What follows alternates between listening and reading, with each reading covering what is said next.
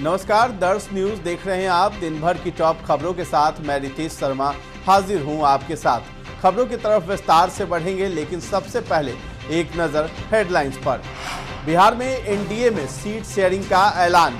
Electoral bond पर SBI को फटकार, सीजेआई ने दी नई डेडलाइन। पूर्व सांसद लवली आनंद जेडीयू में हुई शामिल। निर्वाचन आयोग का बड़ा एक्शन, झारखंड सहित 6 राज्य के हटाए गए गृह सचिव। रोहित शर्मा को लेकर हार्दिक पांड्या का बड़ा बयान। अब खबरें विस्तार से।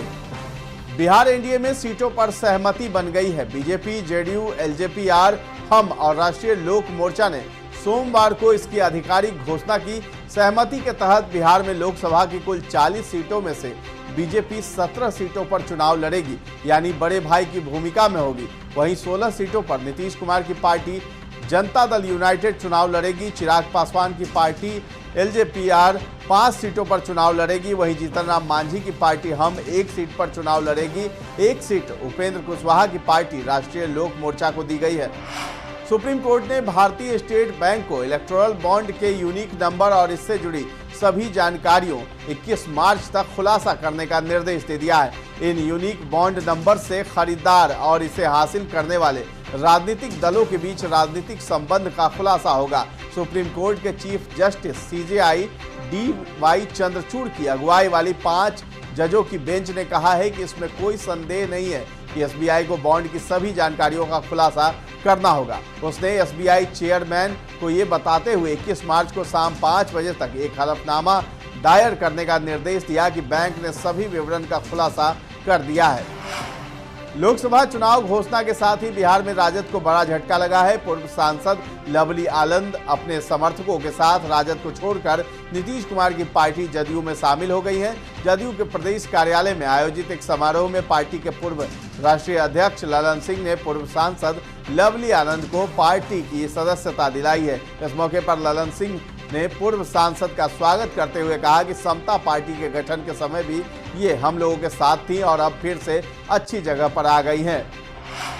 निर्वाचन आयोग ने लोकसभा चुनाव से पहले बड़ी कार्रवाई की है। बिहार के गृह सचिव प्रणव कुमार को चुनाव आयोग ने हटा दिया है। बिहार में गृह विभाग के additional chief secretary IAS S Siddharth हैं, आईएएस प्रणव कुमार सेक्रेटरी हैं, IPS K Suhita Anupam special secretary हैं, IAS Animesh Pandey additional secretary हैं। वहीं झारखंड के गृह सचिव को भी चुनाव आयोग ने हटा दिया। बिहार के खगड़िया में बारातियों से भरी एक कार ट्रैक्टर से टकरा गई, जिसमें 7 लोगों की मौत हो गई। ये सभी लोग एक शादी कार्यक्रम के बाद सुबह अपने घर लौट रहे थे, जिस दौरान NH 31 पर यह हादसा हुआ है। घटना की खबर मिलने के बाद मौके पर पहुंची पुलिस ने घायलों को अस्पताल पहुंचाया। इस हादसे में 4 लोग घायल हैं।